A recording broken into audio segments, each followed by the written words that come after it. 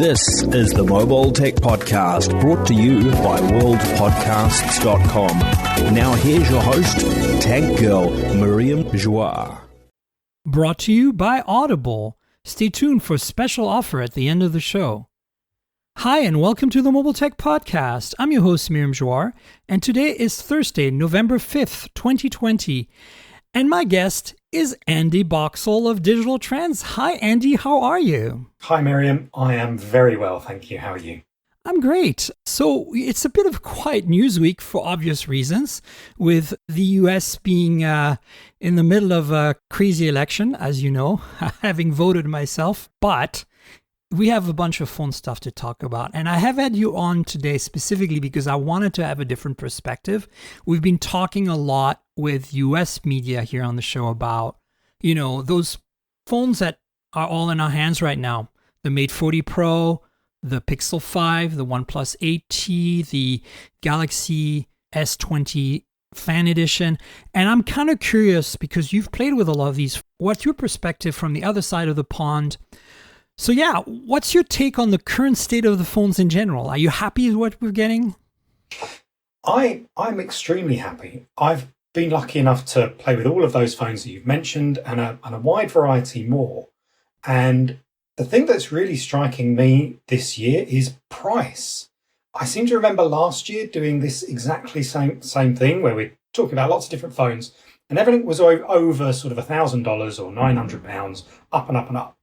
This year I've got such a lovely choice where I can spend $200 or even $300 less than that and still get a phone that I want to continue using. I'm in that enviable situation of being able to change to any phone. But I've not really felt the need to do that with so-called mid-range phones this year. And that's what's made it so exciting for me, that people are actually paying attention to price again instead of just giving us $1,000, $1,200 phones that are all singing, all dancing, when in reality now we've got chips and hardware that makes a mid-range $600 to $700 phone equally as capable in my eyes. Yeah, no, I 100%. I feel that the tipping point started happening with a bit of a delayed reaction midsummer-ish when the 765, Snapdragon 765 and 765G really kind of started, coming out in large quantities on various devices. And we now have this the Nord N10 5G with the 690. So I'm really looking forward to share my thoughts with my audience about that soon. But it's interesting to see how the market is changing and yet how the performance and quality of the products are staying there at a decent price point. Because, really $1,000 for a phone, like I don't think anybody needs a Snapdragon 865 phone today unless they're a hardcore gamer. No, and even then, the 765G is still perfectly capable for running what I consider high-end games, Asphalt 9 Legends and things like that. Yep. They're tough for mid-range phones used to be to run, but now it's no problem. There's no heat, there's no slowdown. It looks fantastic. And as I said, I can't speak about the 690 yet, but I also have a Xiaomi Mi 10T Lite I requested specifically to try out the 750G because that is another 5G chip from Qualcomm that just landed. And it's, I guess, supposedly slightly detuned over the 765. So I'm kind of curious to see how that pans out as well, And mentioning 5G there as well, it used to be that when you bought a really high-end phone, you'd get all the top stuff, and 5G could be considered top stuff today, but you can still get that on a phone that's half that price again. So there's not even that necessity to leap up to get 5G. It's not a selling point for a $1,000, $1,200 phone. It's great for people. That's what's good about this. No, absolutely. So let's jump into $1,000 phone to start, and then we'll actually have a good conversation about that sweet spot of $600 price point there. So the Mate 40 Pro, I have one finally. I've unboxed it. Stay tuned for my unboxing video, folks. Stay tuned for my photos on Instagram and all that. I've been really busy with a bunch of embargoed reviews and things that I need to take care of to pay my bills. That it means that I haven't had time to go out and do some great photo shoot with the Mate 40 Pro. So that's why I have Andy on, because Andy already did that. Andy, what are your thoughts on this phone? I mean, in general, but also maybe on a perspective from imaging and, is Huawei raising the bar do you feel with this phone, or they're just cruising along? Because on paper, it doesn't look that much more exciting than the Mate 30 Pro did, right? It's not more exciting, but in my view, when I used it, I thought that was a good thing. It didn't necessarily have those really standout things on the Mate 30 Pro like that, the virtual volume button, the virtual power button, and the really sharp curved side of the screen. It still has that sharp curve, but it's much more refined. It doesn't feel like a concept phone anymore. The Mate 30 Pro did feel a bit concepty, and it didn't feel very comfortable in the hand, but they've really refined that with the Mate 40 Pro. I think they've learnt from the P40 that comfort matters in hand. So I think that it is exciting, but internally. They've got a new chip inside, the Kirin 9000, I think it's called, something like that. Yes. And it's genuinely an exciting chip. If you look at the specs, it's like nothing else. Yeah, I feel like it's a good looking phone. I'm pretty happy with it. At least superficially, since I haven't really used it. I thought the Mate 30 Pro was an interesting phone as well. But at the same time, it's like we don't have a lot of specs. Like we just, we don't know much. Like there's some benchmarks coming out on the Kirin 9000. It seems to be, pretty solid. Yeah. Your photos look really good. The main sensor seems to be the same on paper, right, as the P40, at least the P40 Pro and P40 Pro Plus. From what I've been told, the difference is, if it's the same sensor, it could very well be, but the difference is the ISP, the chip side of it is all different inside that improves what you get from the cameras. So it doesn't matter technically if it's the same sensor as the P40 or even the Mate 30. It's the chip and the ISP that makes the difference inside. And in my testing, I've taken about 100, 150 photos, and I've enjoyed using it more than I enjoyed using the P40 Pro. And when I say enjoyed, I mean that it makes me want to take more photos because they look good. And it's just the aesthetics of the photos you're getting, or is... That's it. Because I'm no pro photographer, but when come on. Don't undersell yourself, Andy. I've seen your photos on Instagram. You're a master. You might not be a pro, but like me, I'm not a pro either. But I feel like you and I have an eye for photography, which is why we can say, like what you just said, I like the photos this phone takes more than XYZ, right? That's it. Yeah. Thank you. And you're too kind, by the way. It's when I go out and I take a photo that I think I want it to look like that, and then the phone makes it look like that.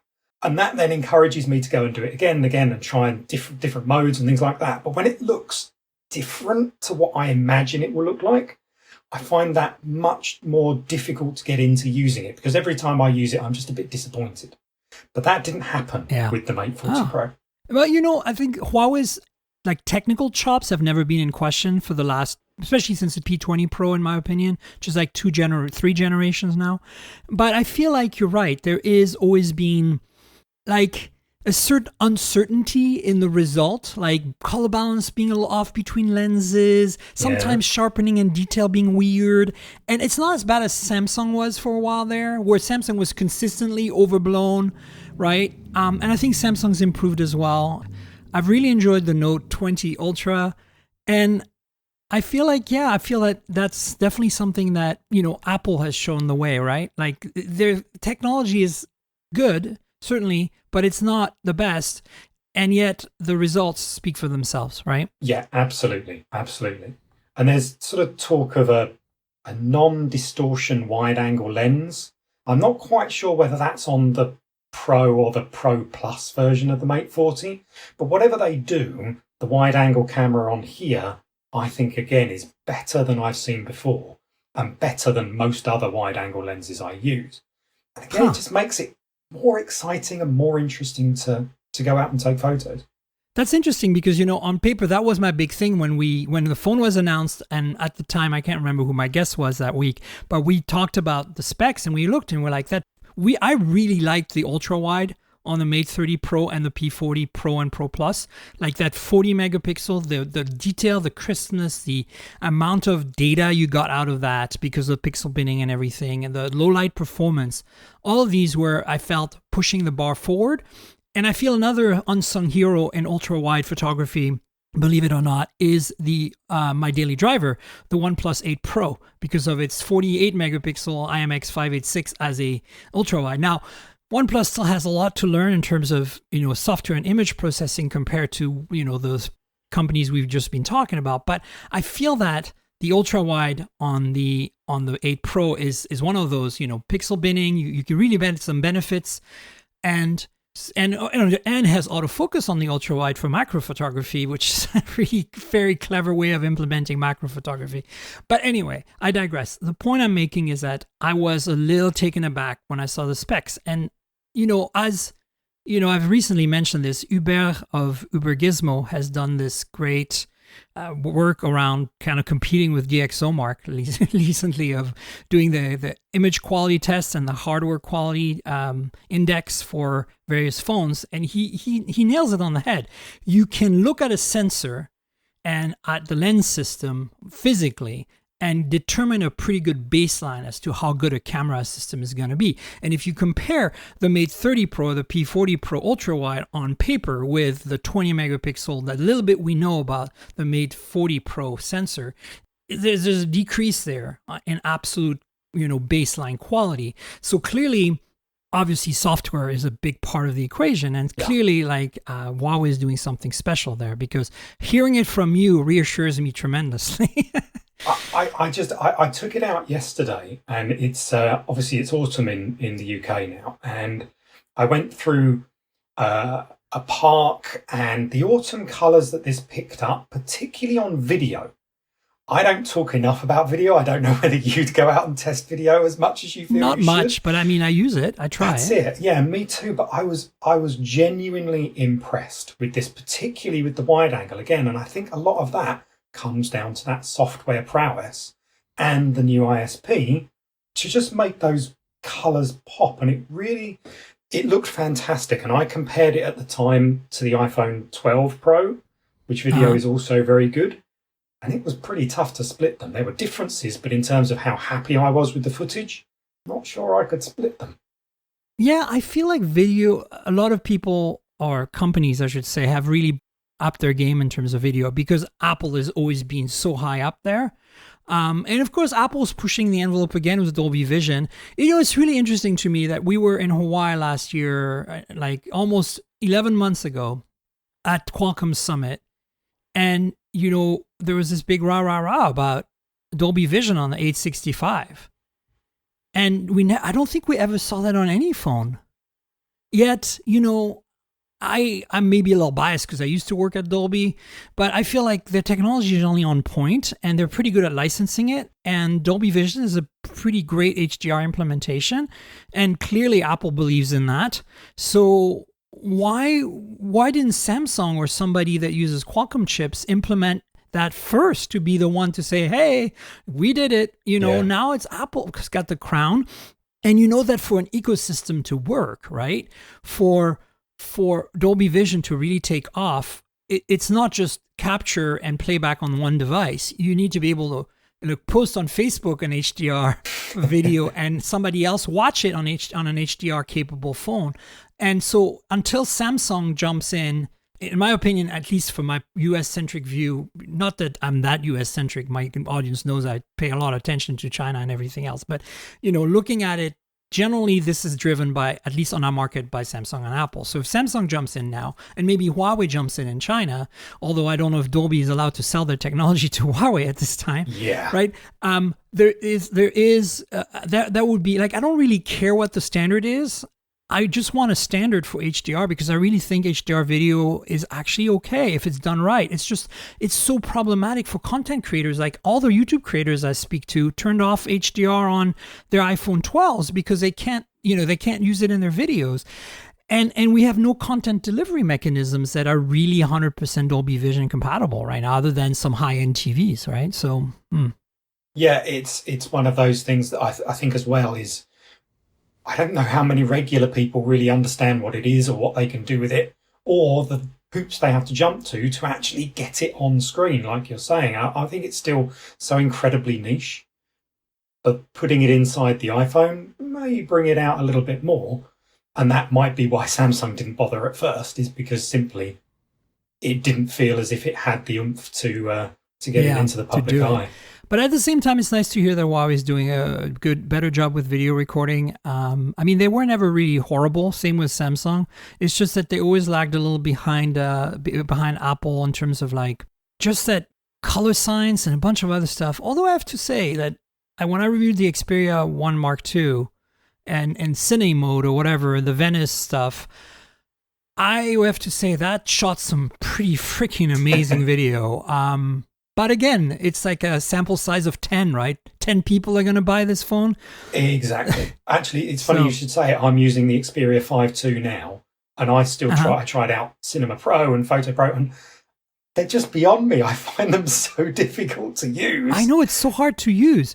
Yet at the same time, I have a Sony camera. Like I have an old NEX, a mirrorless. So I'm used to the interface. Like and even then, I'm just like, oh, like it's a little counterintuitive. But yeah, look, I'm waiting for my Xperia 5 Mark II to come at some point. They didn't have many review units in the US because, as you know, it's even less popular here, so they haven't been pushing it too hard. But I was lucky to get the Xperia 1 Mark II early on, which was nice. Like, it's very rare that Sony gets me a phone early on. So I did a pretty extensive review on Hot Hardware if the listeners want to check it out. And the 5 just basically scales down in size, adds a high refresh rate display, but it's not a 4K display anymore. So, you give some, you lose some. Honestly, I don't think the 5 Mark II is going to be any different in terms of imaging performance than the 1 Mark II. So if you're looking for imaging, pick your screen and pick your refresh rate. That's basically, and your physical phone size. But I like what Sony's doing. Like, it's a harder sell for us here, Andy, because it doesn't support 5G in our markets. Yeah. It's $1,000 unlocked phone you can buy at B&H and at Amazon and at, I think, even Best Buy, and you can't fire up 5G on it. Yeah, it's just not acceptable, is it? I don't think 5G is a thing that you should be buying phones for, but when you're spending $1,000, it needs to last. But if you're spending that kind of money and it has the chip in it, that's vexing, okay? At that point, forget it. Buy a OnePlus 8T and call it a day. That's it. Exactly. Yeah. So you're happy with the Mate 40 Pro then? What about the telephoto? Yeah, I am. I think, to be honest, I didn't notice any difference with the telephoto than I did with the P40. It still works brilliantly. I'm still happy with the results, but it looked exactly the same. It's 5x optical, right? That's it, yeah. And when you say I'm happy with the phone, I am, but I still can't use it every day because it doesn't have Google services, and that's a problem. So I'm happy with the camera and the performance, but not happy that I can't use it every day. It's a serious issue for Huawei. I feel like I always have a Huawei of some kind. Right now, the P40 Pro Plus is my muse.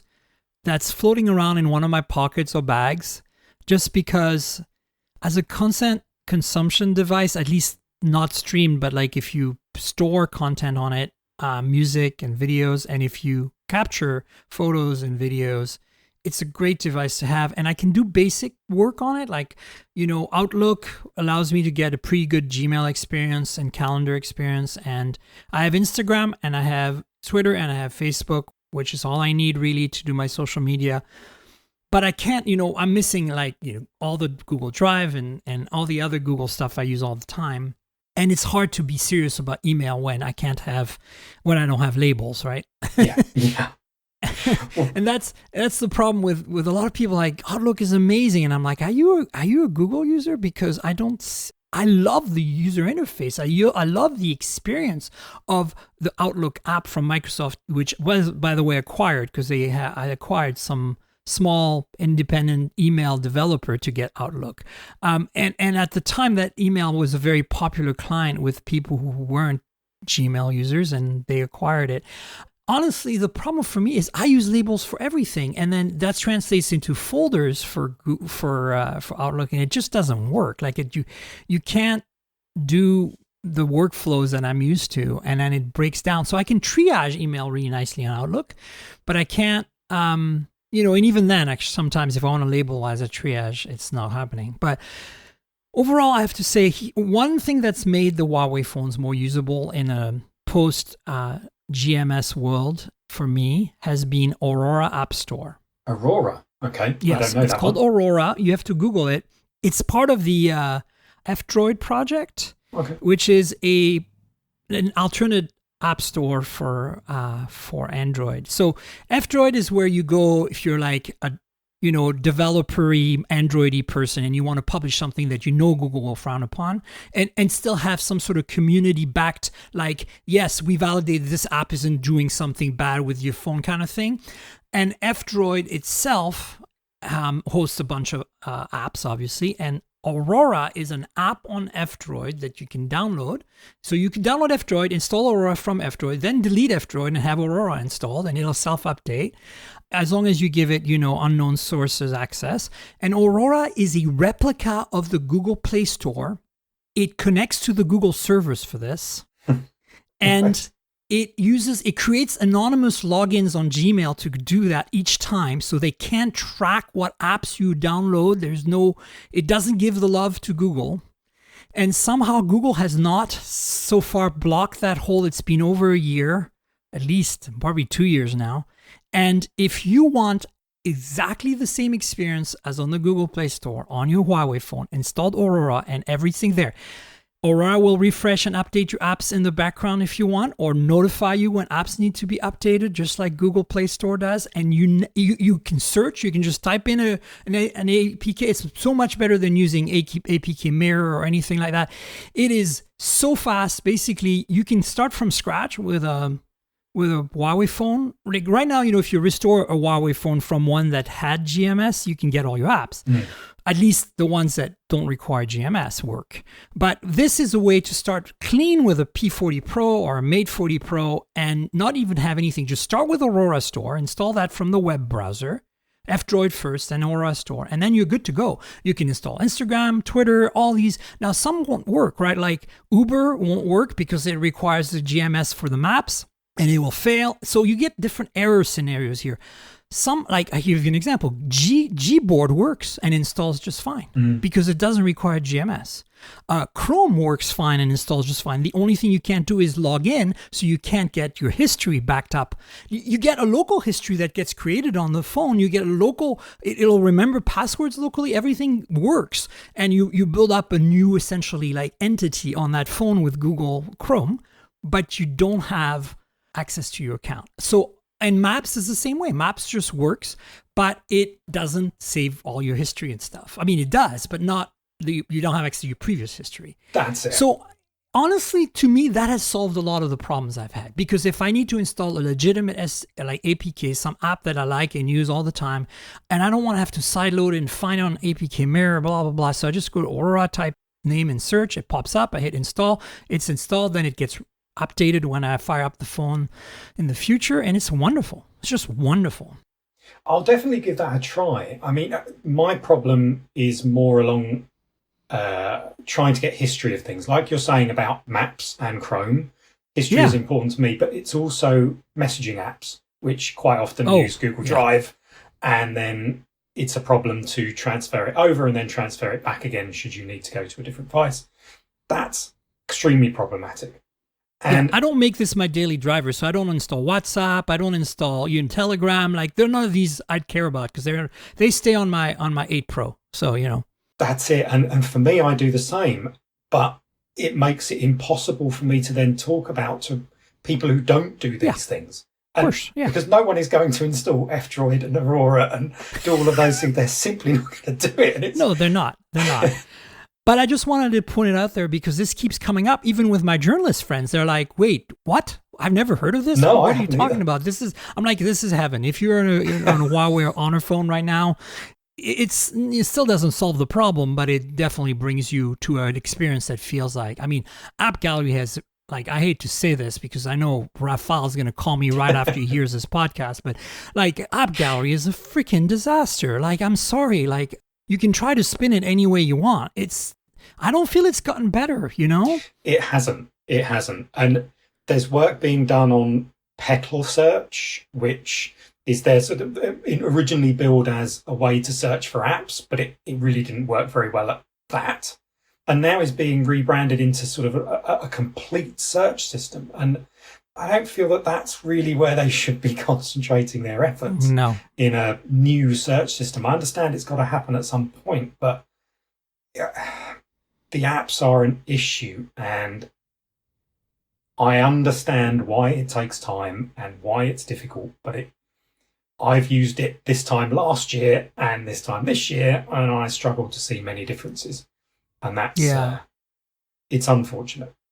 I hear you. Look, I want to reiterate what I always say. The hardware that Huawei makes is top-notch. Their software is pretty damn solid. Yeah. The GMS thing is a huge hurdle, no matter what Huawei would like us to believe. Yeah. And it doesn't mean that if you have that kind of budget, because we get the stuff for free, so it's easy for us. Of course, you don't get to keep them long term, but we get them to play them. I mean, I still have a P40 Pro Plus and a Mate 40 Pro, so there's overlap. So now I'm going to transfer everything to my Mate 40 Pro before they take back my P40 Pro Plus. But the point is that if you have the money and you're a photography person, you owe like a mobile photography fan, like you want to post to Instagram, which you will be able to do after installing Aurora and Instagram on your Huawei phone. If you're that person, do yourself a favor and buy yourself a Huawei flagship. It's just delightful for photography. Completely. And exactly as I was saying at first, it makes me feel differently when I go out and use it. And not every phone does that. Not every phone gives me the creative outlet that a Huawei does with the camera. There is something special about it. And it's been that case for several generations of phone. And a very few other phones make me as excited to go out and take photos as a Huawei phone. As it is for me this year, it's basically been the P40 and Pro and P40 Pro Plus. It's been the iPhones, of course, even though like don't have the 12 yet, but I'm sure it'll be a wonderful experience for photography. And then, as I said, to me, the one that stood out, like, and I want to really make this distinction clear because I know I've mentioned it, but there's a huge difference between these two phones. For me, the Note 20 Ultra, not the S20 Ultra. Like the S20 Ultra is to me a flawed camera, where the Note 20 Ultra has some flaws, but I feel like I am pretty happy once you learn to work with the super shallow depth of field of this 108 megapixel sensor. It is actually a lot of fun to play with. And then that telephoto is a whole different beast. I mean, it's not P40 Pro, P40 Pro Plus level of performance, in my opinion, but it's close, and it's a much better implementation of the S20 Ultra, like way better. Like this whole cropping a sensor thing that they did on the S20 series, you know, not the FE, but the S20, S20 Plus, and S20 Ultra, where the telephoto is partially a crop of a larger sensor to get an equivalent to an optical zoom is BS. Like it just doesn't work. You can see the artifacts and it's just not good. Whereas, you know, the Note 20 Ultra goes back to just optically zooming, and it does a pretty good job because of that. And then it has a bit of wiggle room for further hybrid zooming because of the 12 megapixel sensor, you know? Yeah, I loved using it too. And I loved using it more because of the screen looking at those photos. Oh my God, yes. Yes. And I just love the industrial design of that phone. Yeah. I just feel it's just like you feel like you're holding a weapon. Yeah. Like, you know, it's just like, yes, you're not messing about. Like concentrated technology in your hand is what it feels like. And I have a thing for that because I'm such a nerd, you know? It's an expensive phone, but I really do think that's worth it. it's been one of the ones that I've continually gone back to when I've had I know. my SIM out of something. I'm like, yeah, okay. I can't put it away. Like normally I spend a week or two, maybe 3 a month at most with a Galaxy phone. And I'm just like, whatever, Samsung, you've been fun to play with. See you in a year. And now I'm just like, where's my Note 20 Ultra? There it is. Let's take it on this little, I've been doing little drives around the coast here in California and San Francisco to kind of, get past the madness of COVID. Thankfully, we have a low population density compared to the UK. So if I go out in the boonies, there's really nobody to worry about. I've often gone to the northern beaches an hour and a half away from San Francisco and found 3 people on a mile-long beach. So it's wonderful. I take my cameras with me. I take photos. And that's when I'm like, where's my Note? Or where's my P40 Pro, or P40? The Plus has really been my muse. Like the dual telephoto is just like, wow, Yeah. So Mate 40 Pro, thumbs up. We're both happy as photographers. At least I will be happy when I actually take photos with it. I trust Andy a lot on this. You're going to love it, for sure. I'm going to love it. Okay, let's switch to the next big topic for this show, which I think is a topic we've explored on the show before, but I think is worth revisiting. It's the Pixel 5 versus OnePlus 8T versus Galaxy S20 Fan Edition comparison, or which one should I buy discussion, because I haven't unfortunately had my hands on a S20 FE. I've asked Samsung, and Samsung's PR in the US is very fickle. They are just really hard to get devices from if you're a slightly smaller publication like I am, and they're very generous. They sent me a Note 20 Ultra, so like that pretty early on too, which was really lovely.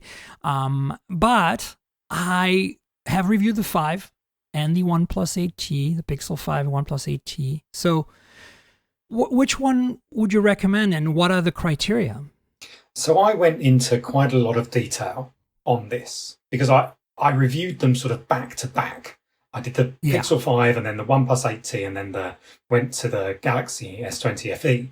I didn't review the FE, one of my colleagues did, but I used it for a good week and a half, 2 weeks after I used those other 2 phones. Right. So it was literally one phone, SIM out, into the next one, into the next one.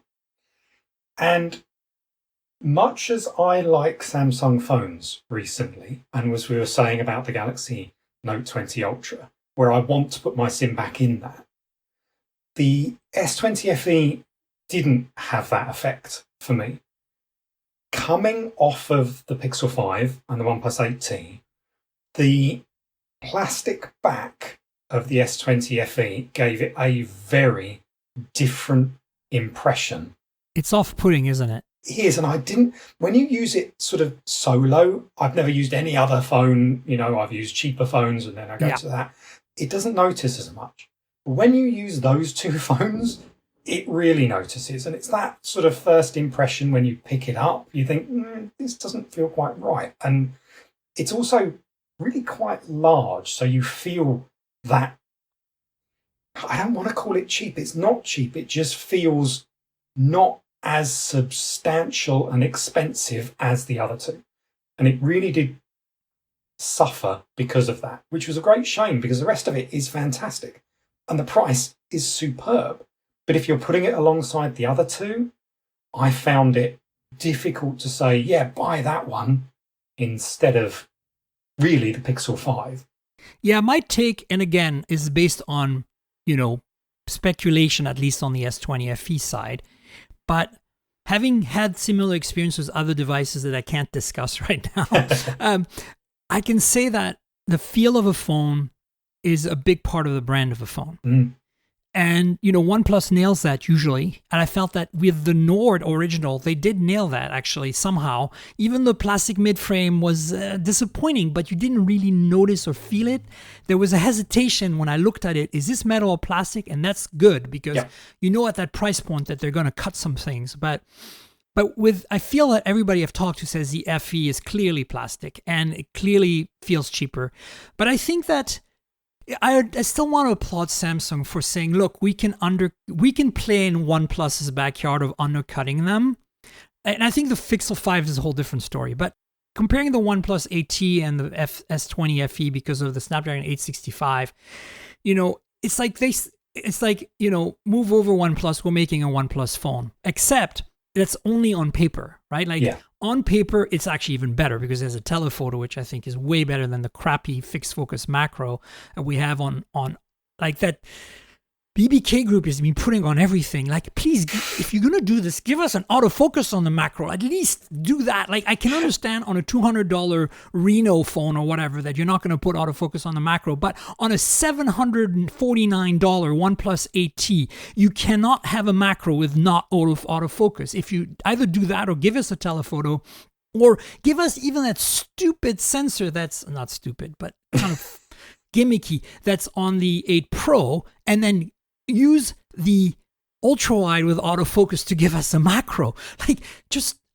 Wow, okay? Like, I understand you can't afford to put a telephoto on there, fine. But somehow Samsung did it. So spec sheet wise, I feel like the Galaxy S20 FE really nails it. But then there's all the intangibles, right?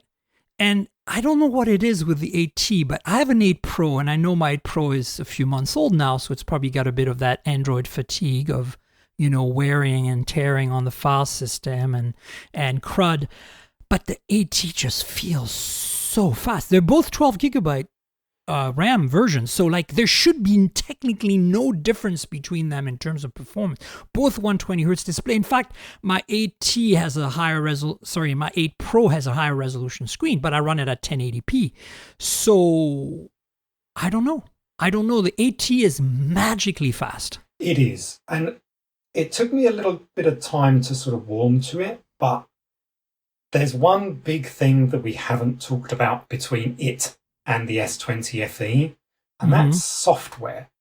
And because I went from the OnePlus 8T to the FE, I noticed it's just so instant. Not just that Oxygen OS is so good, but it's Android 11 on the OnePlus 8T, and it's still Android 10 on the Galaxy. And Samsung has got so much better with its software. One UI 2.5 is actually, I think, fine. I like using it on the Note 20 Ultra, but on here it annoyed me because I'd come from Oxygen OS, which is almost faultless. And again, this is intangibles, and this is something that OnePlus always seems to nail. Yeah. And Apple always seems to nail, and Google always seems to nail. And I think that's why these phones are so appealing to us reviewers, because we play with everything, and then everything feels very vanilla. Like, okay, an LG phone is fine, the software isn't great, but we can work with it and it's okay. But then you go to a OnePlus and you're like, yes, Home or Pixel or whatever it might be. And I think that's the thing that people, I think, have a hard time understanding. Like, all these Galaxy fans out there, they're like, yeah, but I got the better specs. I'm like, you don't know what you're talking about because you've never used the OnePlus or a Pixel or an iPhone. Like, and I think that's kind of that's a lost art. And I think Samsung is coming back to it a little bit with some of their flagships. The Z Fold 2 is another one to me that feels magical like that. Not just because of form factor, but the software and the speed and the performance on that phone. I swear there's something more than a 765 Plus in that thing. Like, it feels like they have two chips in there at the same time. It is so freaking fast, and you have to drive this huge display. I don't know how they did it. It's amazing. So... yeah, sadly, I've not used the Z Fold 2 yet, but the original Galaxy Fold I thought was also extremely well put together software-wise for something that was so new. But on the Pixel and the OnePlus 8T, they're very similar, right? The Android systems I find very similar. But what I noticed was, as always with Pixel phones, I find the software experience a little bit dry. It's a little bit characterless, a bit emotionless. When you go on to the OnePlus 8T, it adds in just the right amount of personality to make it better than the Pixel. Because the Pixel is very, this is what we're doing. It's very rigid. But the OnePlus Pixel 5 is scientific and clinical. Yeah. The OnePlus 8T is the sexy race car driver, right? That's just like, hey, watch this. Yeah, but it doesn't get it wrong. it doesn't go over the top. It gets it just right, just enough, right? Very It's just stuff. It's like watch me do my thing. Yeah, it's that's why I'm so happy with the OnePlus 8 Pro as my daily driver, having come from a history of Nexuses and Pixels, and that's why I am very mad about the Pixel 5. Like, I appreciate it tremendously. I think it's a really good phone, and I will recommend it to many, many people. But my issue with it is that it is completely overpriced and outclassed in areas where Google still needs to improve. I think that this is a step in the right direction for Google to go mid-range and focus on their software experience and all the things that they're really doing fantastically well. But I also feel that, in the US right now, we can only get the millimeter wave version. So we pay the millimeter wave tax when we buy the unlocked version.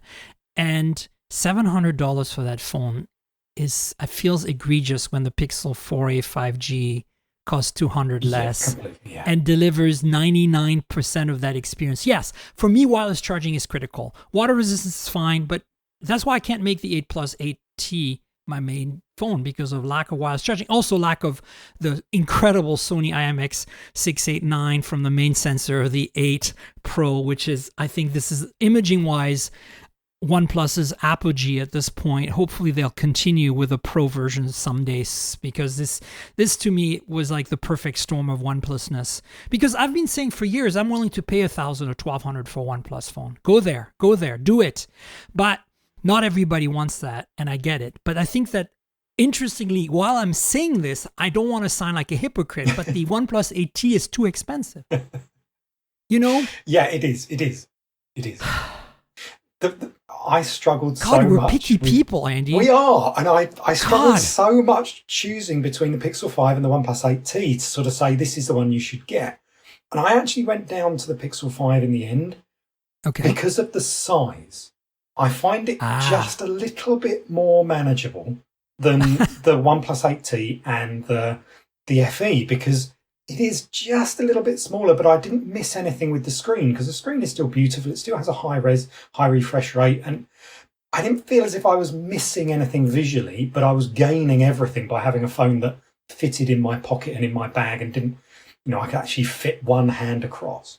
So it's interesting, because for me, before the 8 Pro, which I think is too big, I just want to be 100% honest. For me, the perfect size is actually the 8T and the 8. That is the sweet spot for my hands, but the 5 is too small for me. Right. The 4A 5G is the right size. Again, if I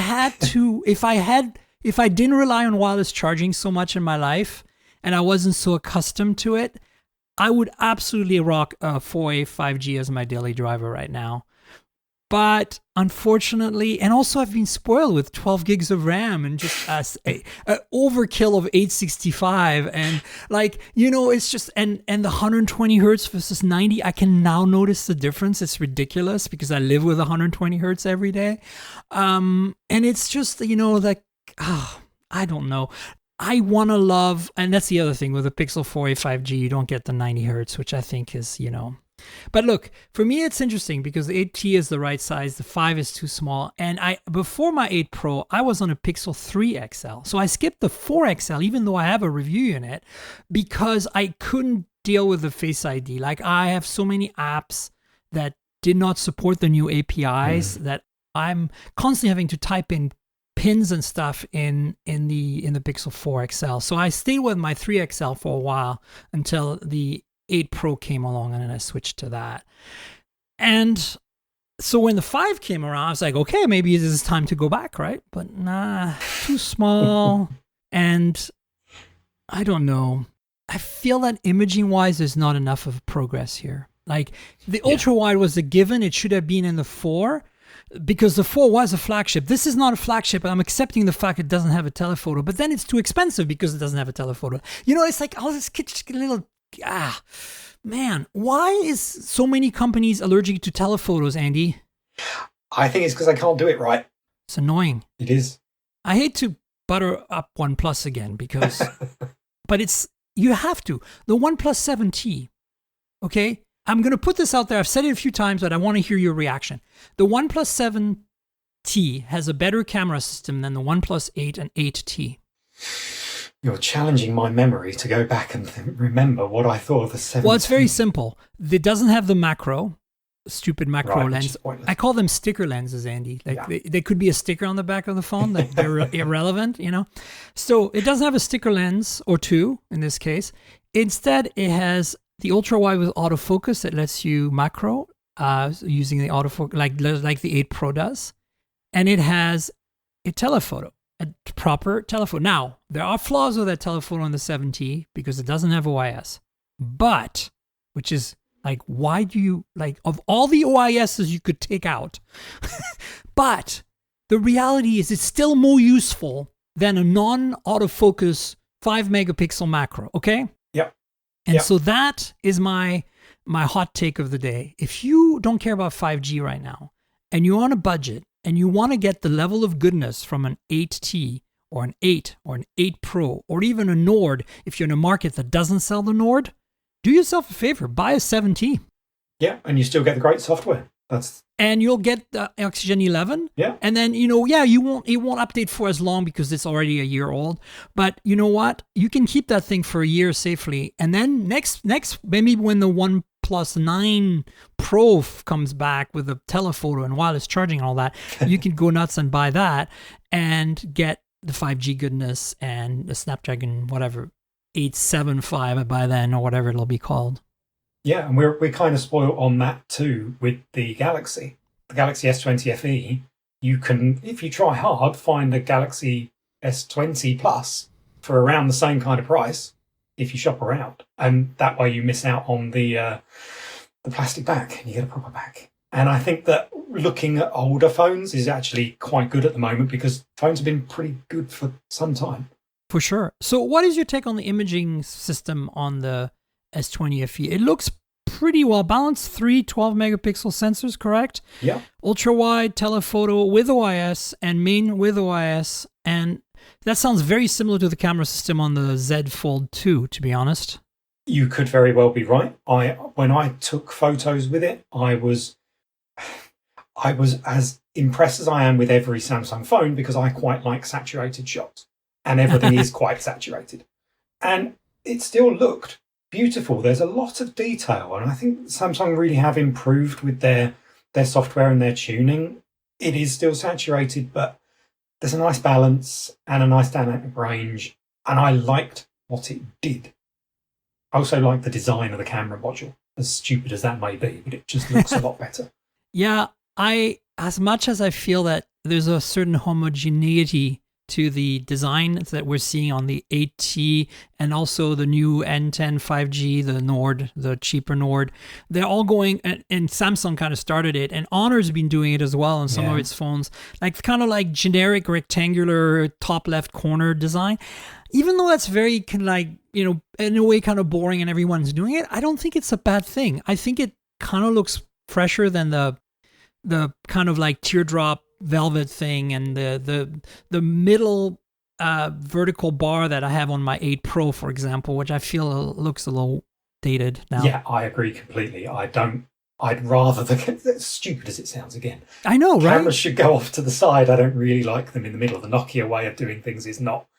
I know they tell me it's technically challenging and it's really difficult and all of this, but I still prefer it on the side. We told you folks we're fickle. This is what PR people and companies have to deal with. We don't like the camera pod placement and shape. Please replace it and come back to us. But no, the reality is I feel like, this is nitpicking, but I do like round camera pods. If I'm going to have something centered, I'm happy with a round pod. I think that the 7T's pod was a really interesting design. And there you go. Andy just showed me on Skype here the back of the Mate 40 Pro. Yeah, look, I like the round pods. I don't necessarily like the way Nokia's been doing its round pods recently, but I did like the 7T, and I do like the Mate 40 Pro. Although, I have the black or the darker colored Mate 40 Pro. Unfortunately, they didn't send me like the beautiful light colored one you have, or the orange flaming one that I wanted. Yeah, the sunset or whatever it's called, I forget. But yes, I have like some kind of boring dark gray, blackish, blue, whatever it might be. And it doesn't have quite that pizzazz because you don't see that middle piece as much in the middle of the camera, right? That's it. And it is a slightly different color as well. It catches light in different ways. They've really designed it incredibly well. And because it's larger than the Nokia ones are just too small. They've made this a proper feature. And I think that's the way it should be. I mean, go big or go home is what I'm saying right now. Yes. Like, and that's kind of part of the reason I like the Note 20 Ultra so much is, yes, it is a Mesa on the back of the phone, like, a geographic feature, but it is purposeful. And I don't think, obviously it's thick enough because the sensor is so big and it needs that Z depth, right, of the lenses. Like, I understand the technical reason and challenge behind it, but they made it look okay. Like there's a certain proportion is something we don't talk about on phones enough. And you know this because you're a car guy. Like, I love cars too, and we have owned some really nice cars, you and I, and we love proportion. And to me, it's like, if it doesn't look right, it's just like, forget it, Absolutely. When you compare the Note 20 Ultra to the S20 Ultra, one looks right and one looks wrong, despite essentially being large camera bumps on the back of a rectangular phone. Yet one works. It's extremely difficult to get right, and this is why I bang on about design. It matters, and what's your favorite design right now of all the phones that are current?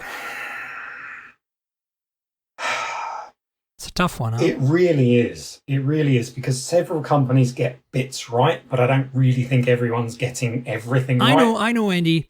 The OnePlus 8T Cyberpunk 2077 edition. There's my segue. Very, very slick. Because that's got quite the Mesa of a camera pod. Indeed it does. I'm not going to say that I think it's the best design in the world, but it's not. But what I do love is that OnePlus still makes special edition phones. I know, they went there. Yes. That's the thing that I love about it. It's like, we'll just do this.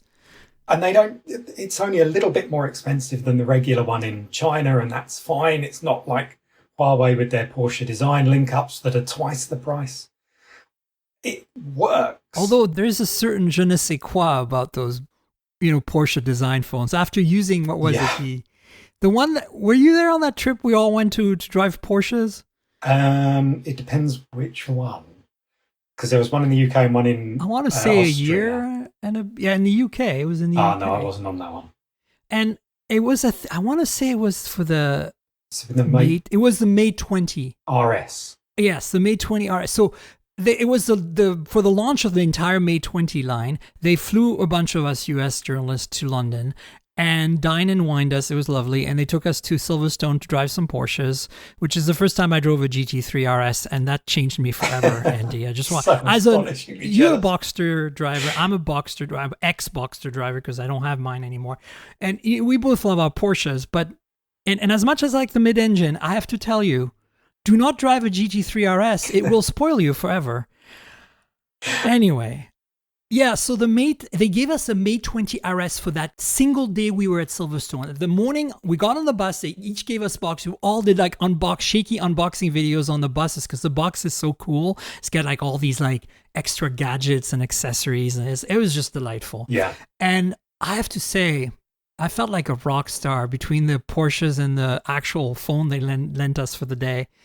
Man, those phones are nice. They are, and there is something special about that because it goes back to what we were talking about, design, because it's designed by people who understand design. There's a reason everything is placed in that way on those phones, and they won't deviate from that for Huawei's whim or anybody else's. They will do it the way they want to, and it looks and feels exactly right. So I get you are paying for expertise there.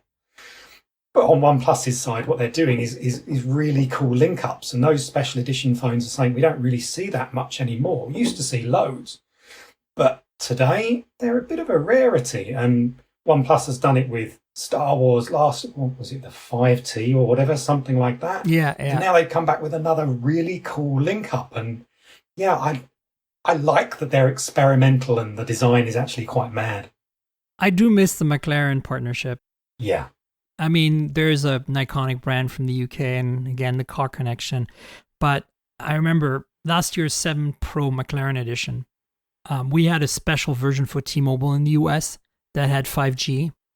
And I almost made it my daily driver because I'm a T-Mobile customer. So this phone in the US would have been locked to T-Mobile, but because I wanted 5G, I wanted to experience 5G sub-6. No wireless charging is what stopped me. And so now, of course, the 8 Pro has T-Mobile's 5G bands and has wireless charging, and that's basically. But it's not a McLaren edition. It doesn't have any that beautiful like orange thing and the crazy case and man, I miss those days. But look, kudos to OnePlus for another cool special edition phone. That's kind of all I was gonna talk about here. Briefly, want to kind of pick your brain on the Cat S62 Pro that you just reviewed. And for the listeners, to be clear, all the things we just discussed, the Mate 40 Pro, the Pixel 5 versus 8T versus S20 FE, all that, I'm going to link to Andy's stories that he wrote on Digital Trends. And this is another one. So I've played with the Cat S60. A little inside baseball. The Cat S60 is my most popular, most viewed video on my YouTube channel. Who had thought? That was 3 years ago. No, it's 2015, so a while ago. And then the S61 came out since then, and I played with that. And now we have the S62. Now, the S60X series of Cat phones are the ones with the FLIR imaging system, a proper thermal vision setup. And so these phones were always overpriced, definitely bulletproof in the sense of, it's funny that the parent company of Cat's named Bullet, because I know it's not spelled the same way, but whatever.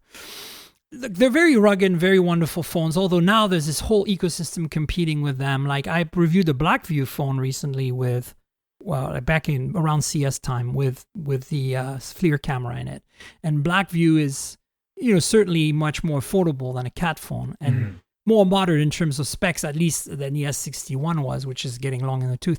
So does the X62 Pro finally come down in price, play competitively in terms of specs? Or is it just another overpriced, bulletproof FLIR phone? Well, there's a problem right from the start. And that is that this does not have US bands inside yet. Oh, well. So the phone is currently European and UK only. I got confirmation today that they will be launching a US compatible version early next year. Good, so I'll ping them about that. And when I did the launch, it was quoted at $749 for the US price. So that's not bad. Not bad. But it's still only got a Snapdragon 660 inside, and the screen is not fantastic, not super bright. So you are getting low specs. What you're paying for is obviously the toughness and that FLIR thermal camera. But then you can buy a Blackview with FLIR for less than $500. Now, you get a MediaTek Helio P90 or something, but honestly, at that point, I'd rather have a P90 than a 660. Yeah. Like, give me at least a Snapdragon 690. Give me at least 5G. Yeah, no 5G. Of course not. The 660 it's not. It's old. It is, and it's not the snappiest of performers. And it felt that way. I used the phone only for a short time because it wasn't a full review that I was going to do on the phone because there's no US launch date yet. Right. So it was sort of a bit hard going. Hands-on. That's it. But what I did really like about it is that they've thought about design. We're going to keep going back to that. It's going to be a theme this time. They've thought about it because it was comfortable to hold, even though it's massive and it's really thick and really very heavy. But it was still really okay to carry around and to hold. It didn't feel ruggedy. And I think a lot of cheaper ruggedy phones, they feel rugged. You know that this is not a pricey, well-designed phone. Yep, but they thought about this. There's texture in the right places. The aluminium sides are strong and they've got plenty of grip. I liked it to hold. I just didn't really like to use it. And as I'm not somebody who uses the thermal camera, it never felt as if something I'd use on a long-term basis.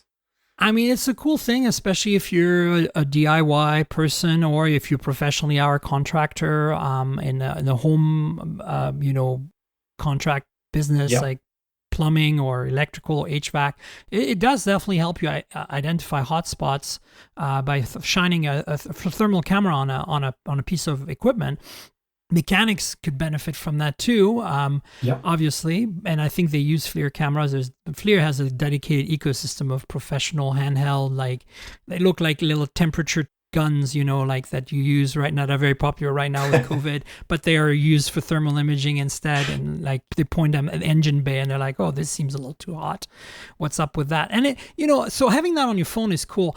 I just feel like I have to say I have a soft spot for a rugged phone simply because, I go to Burning Man every year because I work there. Now, obviously this didn't happen in 2020, but I should be going back next year. And every time I go, I request, a relatively recent rugged phone from a manufacturer. Last time I went in 2019, it was an Elephone from a company in Shenzhen.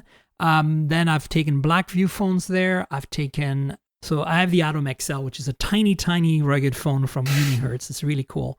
It's like the size of an iPhone SE first generation, but it's Android and it's a rugged phone. And then I've taken, of course, the Cat. I took the Cat, I think S60 and S61 there. It's nice to take to Burning Man because you can also look at fire. Since there's a lot of fire art, you can see where the hottest spot is, so you don't hurt yourself. I did notice with the camera on here, because the FLIR camera is their latest one, and it's not been put into another rugged phone. And it did react quicker than I remember using the S61. I used the S61 at a trade show only for a short time, but it was not fantastic. This is definitely quicker when you start moving around rooms. It recognizes cool spots, as I'm in the UK at the moment, much, much quicker. And it's got a really cool average temperature chart that allows you to understand the temperature range. And that also worked very, very quickly. That's great. I'm looking forward to playing with it. And I want to quickly wrap things up with a couple of news items, really. Apple is having a One More Thing event on November 10th. This is next week. We expect to get the details on the new Apple Silicon-based Macs. So I'm pretty excited about that as a Mac user, even though I'm not excited about the fact that I can't run my 32-bit apps anymore on my Intel Macs if I upgrade to Catalina. So I've held back on that. So I think I'm going to have to find a new workflow for a whole bunch of apps that are legacy apps. But I am excited about the idea of a Mac running on ARM and all the goodness that brings in terms of performance, battery life, potential 4G, 5G integration, etc. Yeah, I'm excited too on a purely personal level because I've held off buying a new Mac to see what they're going to do here. Me too, actually. I still have my portable Mac, like my travel Mac when I used to travel, is an original MacBook 12-inch Retina. So like the ultra thin, ultra light, the original, not even the updated version. It's a little long in the tooth in terms of performance. I mean, I bought the maxed out version, so I'm not running out of space and RAM is sufficient, but that processor is just hurting. And I can't wait to get something like that is super light and thin and portable with ARM-based silicon or Apple. I know Apple doesn't want to say ARM, but we all know better. At this point. Yeah. So I'm looking forward to this. And the last little bit of news, it's really just a rumor at this point, but we just talked about Nokia and camera pods in the middle. There is the 8.3 5G, which is kind of like, I guess, essentially their flagship at the moment, since there's no 9 series right now, which is really not a flagship with an IPS panel and a 765G, but okay. Yeah, right? For Nokia, it's as high as it gets at the moment. And I'm not going to... I reviewed it recently, and I really liked it, to be honest. I actually thought it was a really nice little phone. It just seems overpriced at this time, in this zeitgeist right now of, fall of 2020, when it was announced, like, what was it, back in March or February? Then it seemed like price competitive. But, we now have the OnePlus 8T at the same price point in the US if you convert. So it's like, why would you buy that? Yeah. So apparently there's a rumor that this is coming to Verizon in some form or another. Obviously, with millimeter wave, I assume, since Verizon has been basically pushing custom version of their phones, of various phones for their own network for the whole year now. So I don't know what this news is about, but we'll keep you posted as soon as it's public, if it ever is true. Yeah. There you go. Well, I quite like the phone. I'm not sure the addition of millimeter wave 5G will make it any better or any cheaper, if that should happen. Well, millimeter wave 5G, you know, as I said on last week's show where we went over the TCL 10 5G, again, the UW version, which is the ultra wide, aka the Verizon specific version of that phone, which is actually a slightly different variant than what you guys have in Europe. Millimeter wave is magical when you're standing at that street corner, line of sight with the cell and getting 1.8 gigabits down. But do you see all the ifs in that statement? Like if you're at the street corner, if you have a millimeter wave phone, if you have a SIM card that's provisioned, if you pay for that service, if you are line of sight, and if you're, you know, like, who does that? Us. That's it. Well, exactly. But otherwise, who does that? Yeah, right? Absolutely. Yeah, nobody. So, yeah. And nobody should. That's the key thing. Nobody should. Yeah, nobody should. So the point is that I'm not saying millimeter wave sucks. I think eventually it's going to be a thing and it's going to matter. But right now, don't go buy a millimeter wave phone.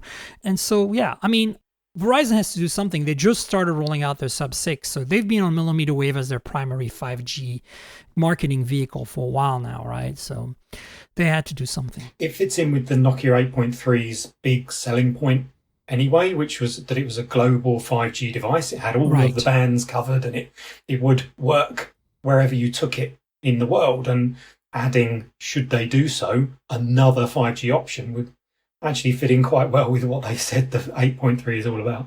For sure.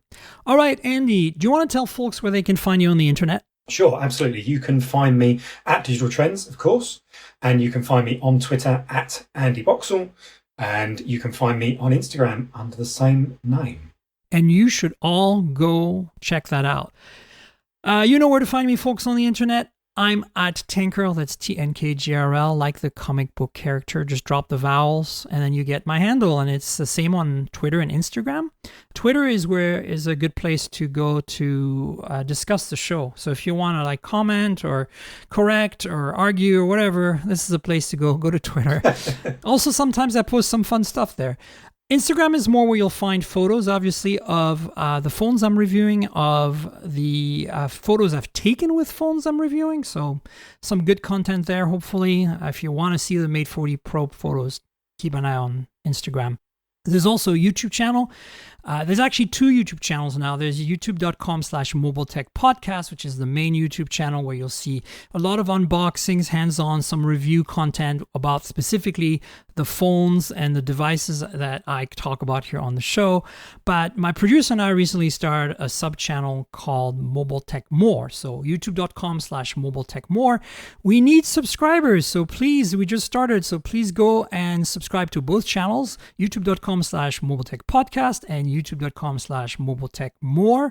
The More channel is like all these weird accessories we get, like air purifiers, robot vacuums, USB-C portable battery blenders.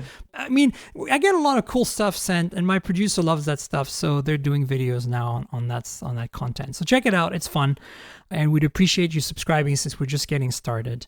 And then, of course, there's the podcast, which lives at mobiletechpodcast.com. If you want to have an RSS feed, you'll find one there if you're old school. But otherwise, we're on Google Podcasts, Apple Podcasts, Pocket Casts, Spotify. Pretty much everywhere you can find a good podcast, you'll find the show. And if you have the ability to rate the show or review the show in your podcast app, please do. It really helps. Finally, we have a donate link in the show notes. So the show notes should be accessible from your podcast app. We'll have links to a bunch of Andy's content. But more importantly, there is a donate link. So click through that. It's a PayPal link. It's pretty straightforward. If you can contribute in some way to make this show continue, that'd be great. And also, I want to thank our sponsor, Audible. Audible's been with the show since the early days. They're pretty awesome. If you like books, if you like reading like I do, but you maybe want to listen to a book instead of actually read it, this is a good solution.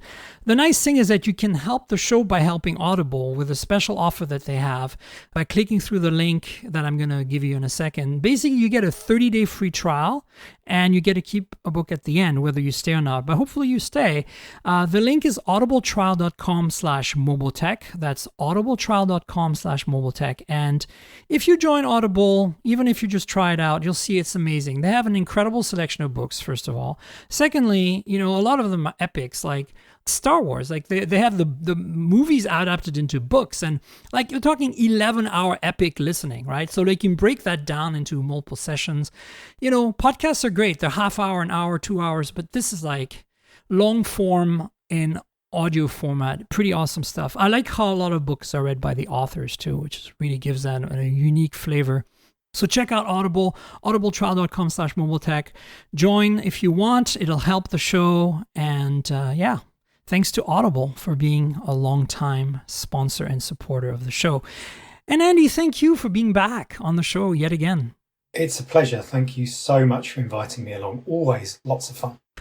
No worries. We'll have you on again at some point. And folks, there'll be another show next week. I think I'm going to have some interesting guests, so stay tuned for that. And until then, cheers, everybody. This has been the Mobile Tech Podcast with Tank Girl, proudly presented by worldpodcasts.com. You can visit us online at mobiletechpodcast.com.